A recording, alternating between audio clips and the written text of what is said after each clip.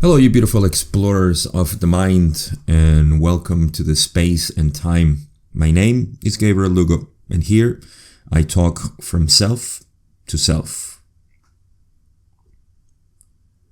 Today I have a channeling from, again, 2021 from the Confederation, and of course this is Quo, and I selected this because I was interested in an expansion of a question that was given to Ra, and Ra explained this is early in the material in 5.2, and it has to do with the topography of the mind, the construction of the mind, and so on. Now, I have to say that this is a very deep topic, as you will find out. To me, it's impossible to navigate. And once we get into the fantasy world that we naturally create around the exploration of these subjects, I tend to lose interest. And that's because we start getting into the poetry of it. And I'm mostly concerned with the workings of the mind in a practical way that can yield results. I can't tell you how many times I have seen people who seem to have a very vibrant expression of oneness and of the interrelationship of things and the structure of time space. And somehow, to me at least, it may be inspiring for a lot of people, but it starts to become unintelligible. Impractical, things that are uttered only for just the sake of pronouncing that which really is. And so what you see is a string of words, phrases that do not connect, and I think that's where a lot of this stuff gets into. Again, I'm referring to the interpretation of what this fractalized mind is and the holographic nature of it and the patterns that are repetitive but are all one and within the same space and time and so on. You know, it really is a management of jargon that sometimes gets really heavy.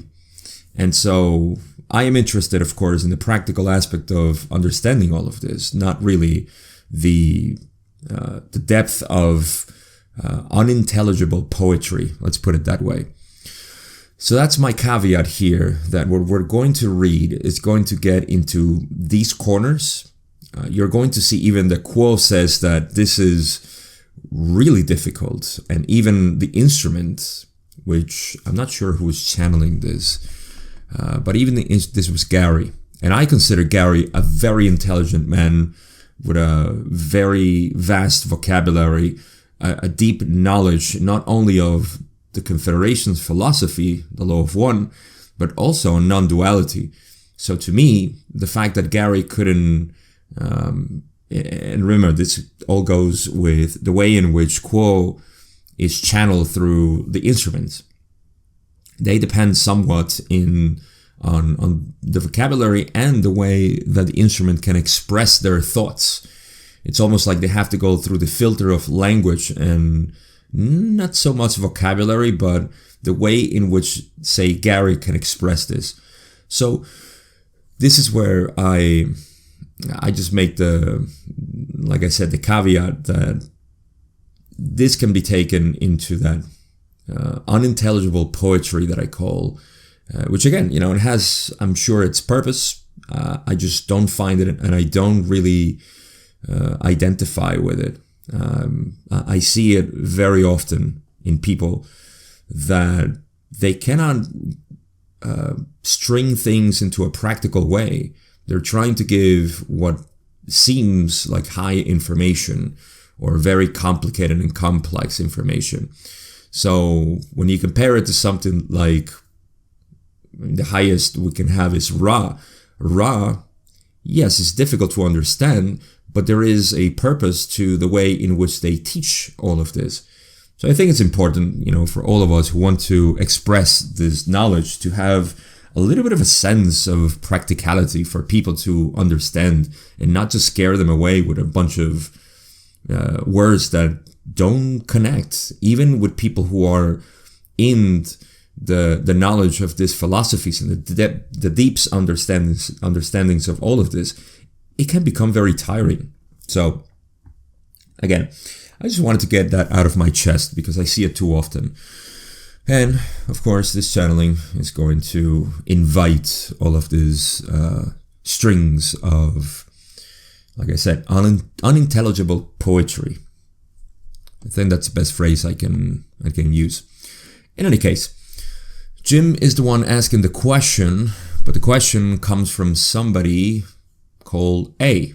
Just letter A. If you remember from conscious channeling, they don't give the full name of the person who makes the question, or even the person who is there asking the question sometimes.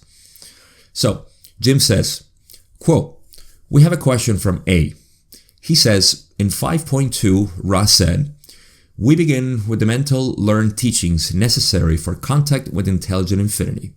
The prerequisite of mental work is the ability to retain silence of self at a steady state when required by the self.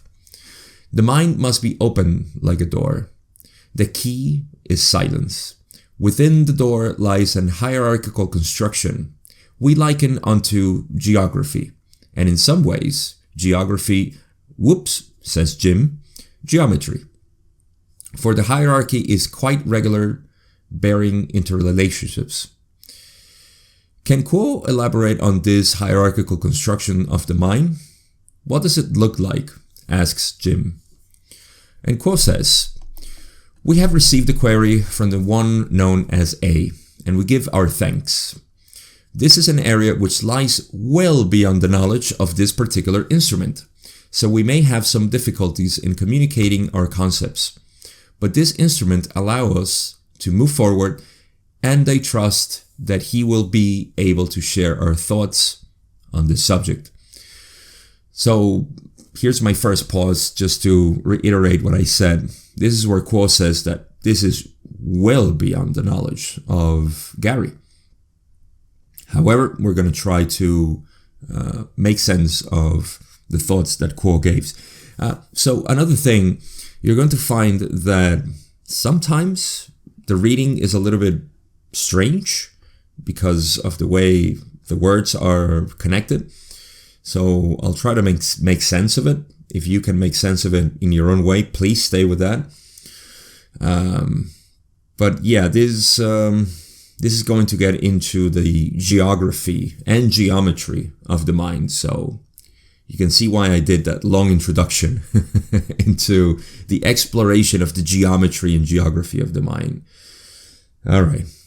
So, Quo says, it is indeed, as Ra spoke, the mind is not what is often perceived within the conscious experience of the entity as, perhaps, a mental screen onto which thoughts or jumbles of thoughts come and go, where memory is projected, where the memory soaks in the attention such that it is as if the memory is relived, or a future scenario is imagined in desire or anxiety such that it has become almost as if it were a lived experience in the way that it consumes and envelops the attention.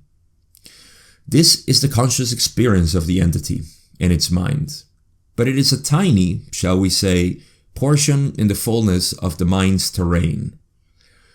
Were one to have the vision that we have beyond the veil, beyond or in realms of space and time unknown to your present experience, one can see something of a world within a given mind complex.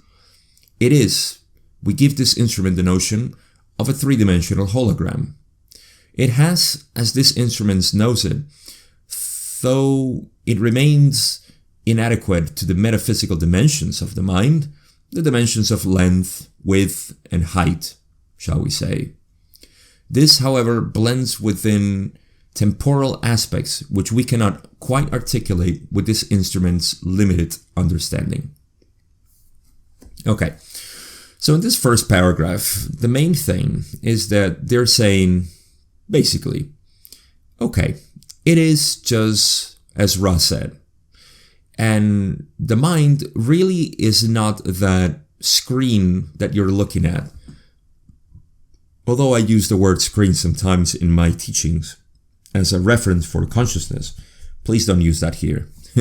Let's actually move from screen to film or skin layer. You see, the conscious attention of the waking state, that's what they're referring to here. Because we see the mind as, oh, this is just the thoughts that I'm having.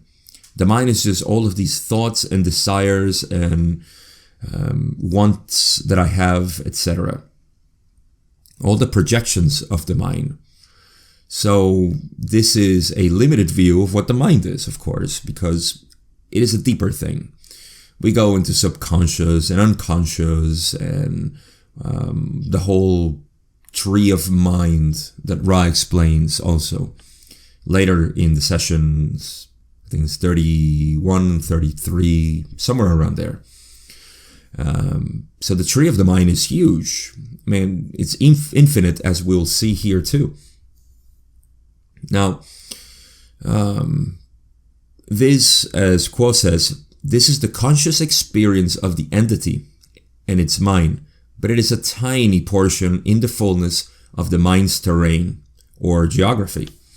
You see, this is easy to understand for us because we know that the mind is not just that thing that is going crazy all the time and it's just muttering a lot of thoughts and desires and ideas and intentions and so on. The mind is something much more complex. So, they say that beyond the veil, this mind it's a world. You see, that is a whole fractal. And we're going to get into fractals in a second, but this is what basically this paragraph is saying. The mind is not what you see or you perceive or you think it is, that surface level of experience that we're having. It's actually something much more complex. Now, they continue saying, in mandalas, as you know them, and in fractals in their own way, one sees geometries of a repeating nature. This, in a way, is one such property of the mind. It bears structure. This structure is designed intelligently by intelligence and is held together, shall we say, and manifested in these patterns of geometry. Of what patterns does the mind consist? This is an evolving function of the evolving entity. It is as if the mind consists of an unexplored and unactivated whole that the entity, through its own development, begins to shine different portions of light into, and thus bring the light and activate and reveal its structure, its geometry, and its geography. So here there's a beautiful description of the mind, actually, if you can see it this way. Imagine that you're looking at a fractal, right? If you've seen the Mandelbrot set, and you see how you zoom in or zoom out, and you see different portions of it. Imagine that's what's happening, okay? You are pure consciousness. You have no idea of surface, dimensions, let's say texture or patterns or anything. And pure consciousness is what's revealing these patterns, you see? So pure consciousness, veiled by the third density veil, will only see the reflections of those walls of the fractal, you see?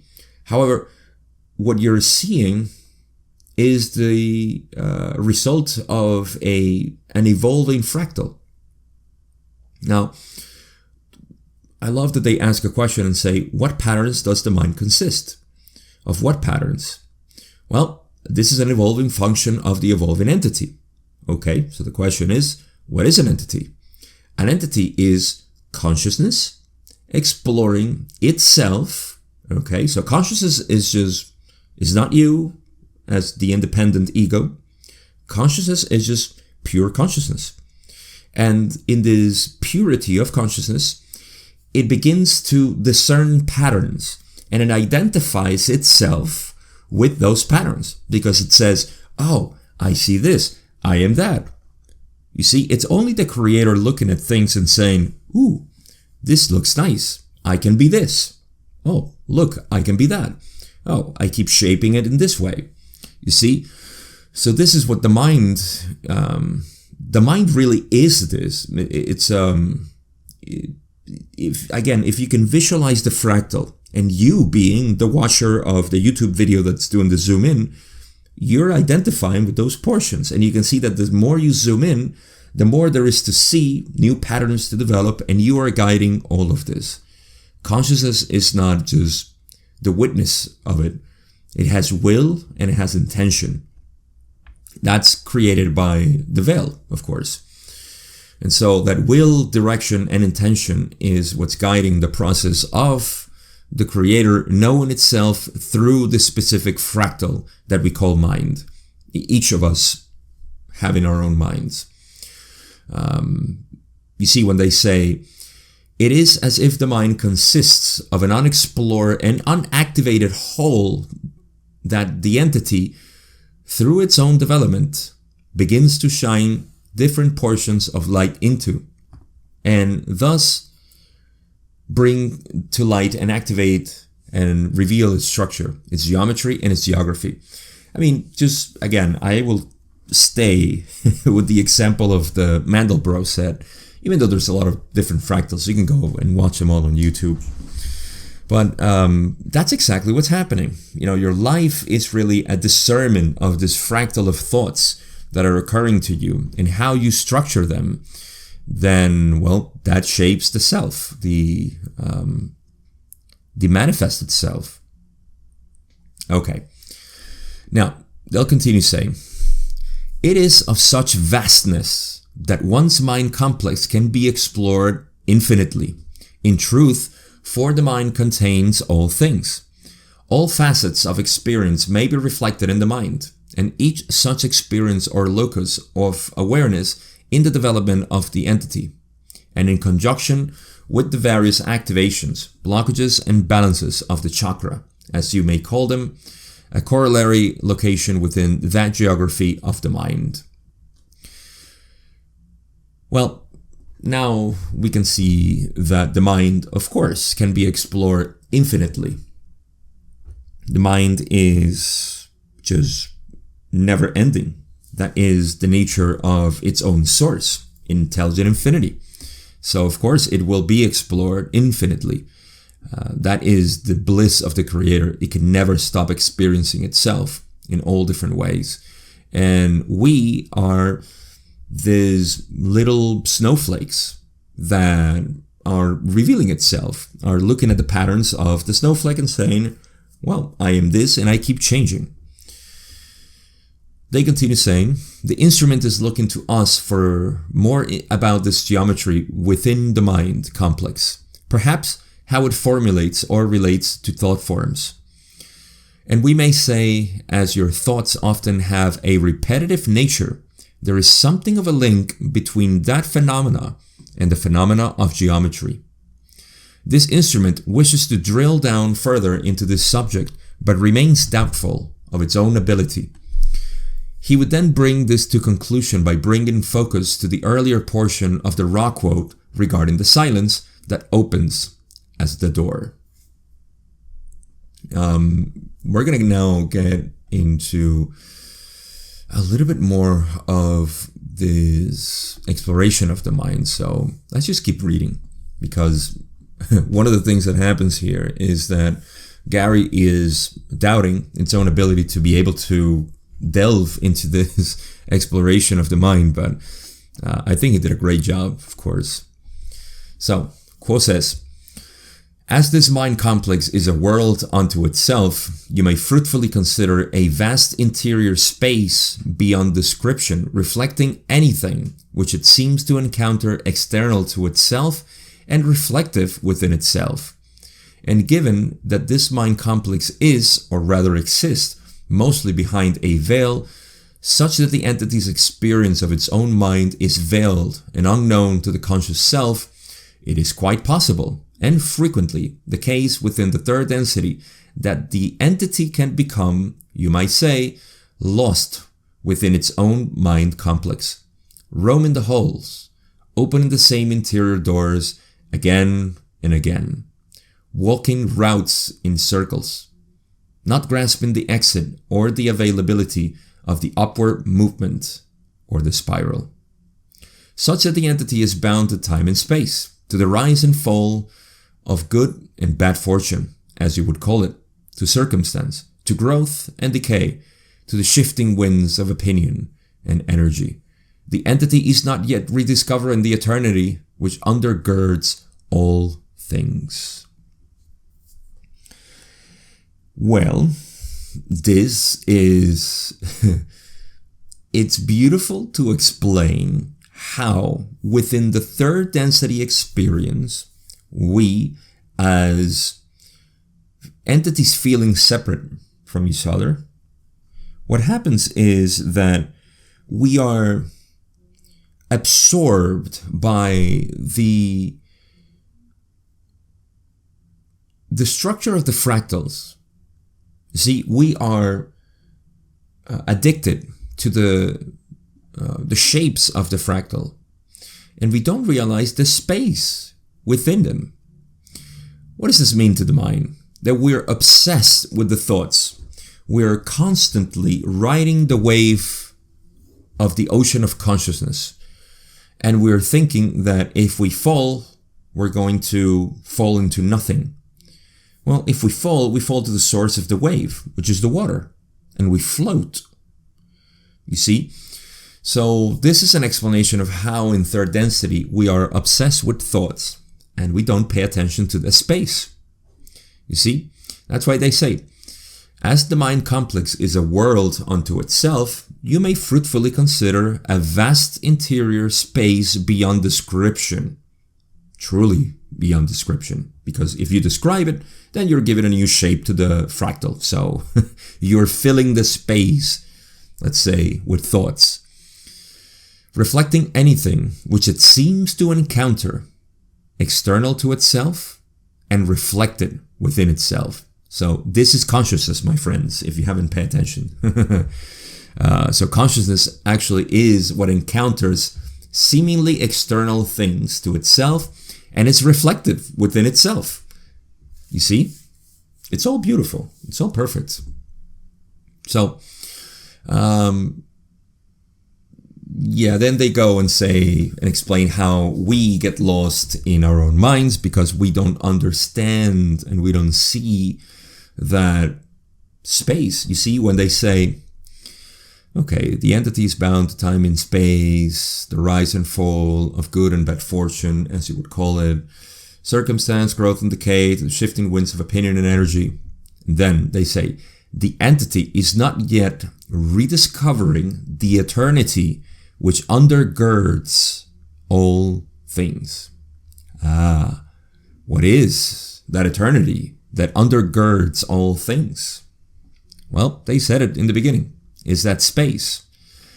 And space is synonym of silence. And I have the most beautiful final paragraph I can find. So let's keep reading. The seeker is instead playing in the field of its mind, as it were, projecting that mind outward into a world of separation, and taking that world of separation into itself, computing it through the various thought patterns that the mind produces infinitely, each thought an infinitesimal fragment of the whole. The mind, shall we say, is loud, noisy, bright, and always in front of the attention, it seems, and creates for the seeker an individual entity that is separate from all. The mind is a wonderful and necessary tool for the journey of individuation and return to the One, but as it is an experience, it consumes and creates the identity and conceals the creator from the self. So again, in these two paragraphs, we find that the seeker, that would be the conscious entity, is it's playing in the field of the mind and is just always riding that wave of the ocean of consciousness. And it's not paying attention to what lies around it and underneath the wave, constantly looking for another wave to be on top of. And so it goes from wave to wave, very unstable always. And it fears to float in the stillness of the ocean. So the mind is loud, noisy, bright, yes, and always in front of the attention. Just like if you look at go again, I'm probably going to leave a link to one of those Zoom fractals. You will be absorbed by the shapes of the fractal. I mean, because I said it, you'll definitely pay attention to the space between them, but you will be absorbed by the shapes. I mean, the space doesn't really has an attraction. Few people actually look at the space and say, oh, look, there's space. I mean, do this when you're walking too. You're looking at the floor, you're looking at people, the trees, the sky, the sun, etc. All of this, you're looking at objects, but you're not even paying attention at the necessary space. Space is needed to have objects, you see? And the same thing we do with our minds. The geometry of the mind can be very distracting. And we forget, just like they say at the end. I'm going to reread it because it's just great. They say, the mind is a wonderful and necessary tool for the journey of individuation and return to the One. But as it is an experience, as the mind is an experience in and of itself, it consumes and creates the identity and conceals the creator from the self. You see that attraction, that attention that is generated by the mind. Well, that's what conceals the one creator. Let's keep reading. This is where it gets even more interesting. Ra says, this is not Ra. I feel like Carla when she had this. I just recently recorded this session where Carla was channeling Latwii. This back in 1981, and she wanted to ask. She was asked a question and realized that she didn't know the answer to that. And she wanted to channel Ra for that. And that's what caused the opening for the negative entity to try and kill Carla, basically. So there was, in the channel, you can see that she keeps saying, I am Ra. I am Ra. And then she corrects herself, or Latwii. It was just a very strange moment. But yeah, I just felt like that. Okay, so it's not Ra, it's Quo. And they say, it is necessary to evolve the thinking of the mind and refine its patterns to make use of this tool, to engage in deep and considerate contemplation upon spiritual inquiry, to lift the mind from its circular roots or ruts. There is much work to do in that department. And it is through silence that the seeker opens the door to that which is beyond the mind, that to which mind and body must surrender in humble acceptance and trust, in order to receive, in order to enter, in order to be made holy and transmuted into the sacramental, that the self may go beyond this limit-making machine that is the mind. This comparing and contrasting and categorizing and analyzing device that helps the seeker to touch into that which cannot now nor ever be described.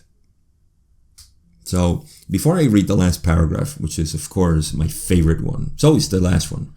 Quo has just a beautiful way to end their deep answers. Sometimes they just give surface answers, but this of course deserves a great finale.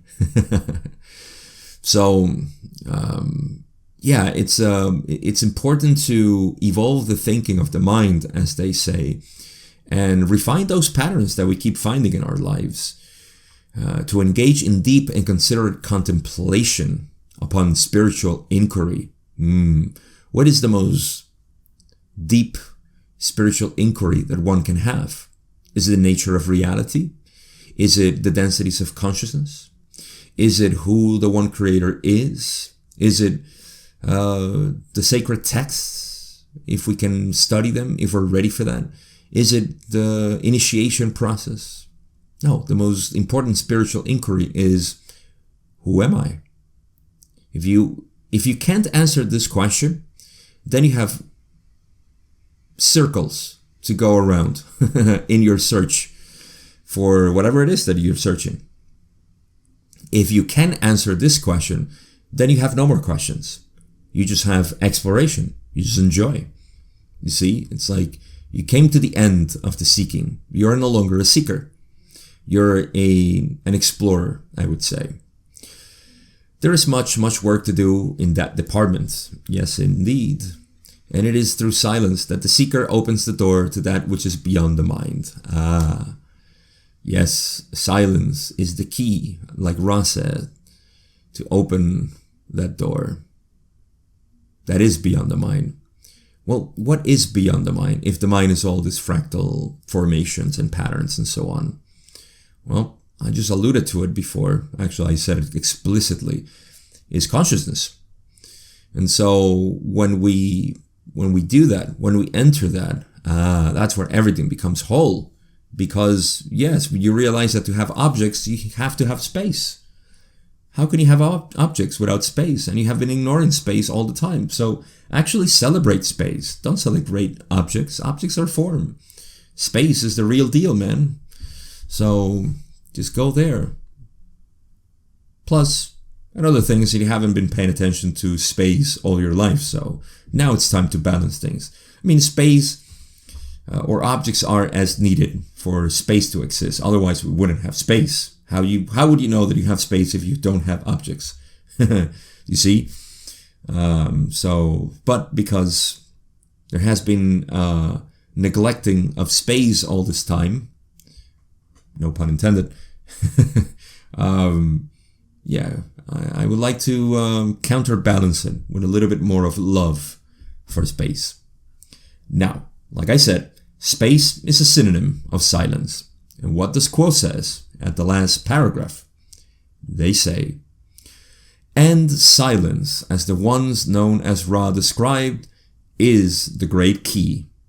And we would suggest to the seeker that the seeker asks oneself, what is silent within the self? Is it the absence of external noise? Is it the absence of thought? Is it a quality that is heard or perceived? Is it something that is created or cultivated? How does one enter silence? How does one abide in silence? What does one do, if it can be so called, with silence? There are questions, these are questions, rich for contemplation, and we would encourage the seeker to set down the book and the phone, especially, and sit with these questions. Carve time out of that busy schedule, free of external distraction, to consider these questions and to take these considerations into practice as you would apply them. So, who am I to answer these questions? You see, I can only say that this is referring to, in my teachings, what I call presence or consciousness, awareness, knowing. All of these are very crude words that I use to describe this feeling of the self, which is the answer that you're looking for when you say, who am I? So I just got the cat out of the bag and show you that that's really the whole thing. You know, to explore this self. Who is this self? How does it feel? And to me, this is the answer here. But again, like they say, you should sit in contemplation and ask those questions. What is silence within the self? Is it the absence of external noise? Is it the absence of thought? Is it the quality that is heard or perceived? I think that was a little bit off. Is it something that is created or cultivated? Well, yeah, sure. How does one enter silence? How does one abide in silence? Yeah, those two last questions I would not dare to say, because then there is a method. There's a method into the unknown, and that cannot be possible. But I can conclude that this, of course, is an invitation to explore what true meditation is. Not the mantra reciting, not the image that you hold in your mind. Those are means to an end. No, true meditation is abiding in that same question. Who am I? Abiding in the self. And you simply realize what's going on. You realize, you come to realization, you materialize the real, you see the real thing. You see the space that contains all the objects, the silence that contains all your thoughts, the consciousness that knows everything. And that is somehow, that's why I love that they say it's the key to the door beyond the mind, because the mind cannot go. It's like trying to make a room enter through its own door. It cannot be done. So that's where the mind says, well, there's nothing beyond this door, because all it knows is the room. The room says there's nothing beyond this door. That's what the mind calls void. But there is something. Because when you go outside there, of course, when you go outside the mind, then you can fathom anything. Because for that, you need the mind. The mind is the resource to create things. Beyond the fractal, what is it? Beyond the space and the fractal, the whole thing, what is it? That's what we need to explore. And I explore this, of course, with you in my course, The Direct Path, which is my time to make my ad. Because guess what? This podcast is sponsored by me. So if you want to explore this with my teachings, The Direct Path is available for you on my website. And also, I would love to talk to you after you finish. So you will receive an email at the end to make a call with me. But speaking of calls, if you want to make a call with me, talk to me and tell me how I can help you. We can work together. And that would also help me. How about that? Synergy. So you can do that also in the description of the YouTube video. If you're listening on Spotify, iTunes, whatever it is, your platform of preference to listen to this podcast. But in the description of YouTube, you can find the links for my course and to work with me one-on-one, if you so desire. With that, I come to the end of this episode. I hope you enjoyed. I hope you took a nice trip through your own mind and see the topography of it. I enjoy sharing this with you, and I appreciate you, as always. I love you, my other self. Thanks for listening, and I'll catch you on the next one.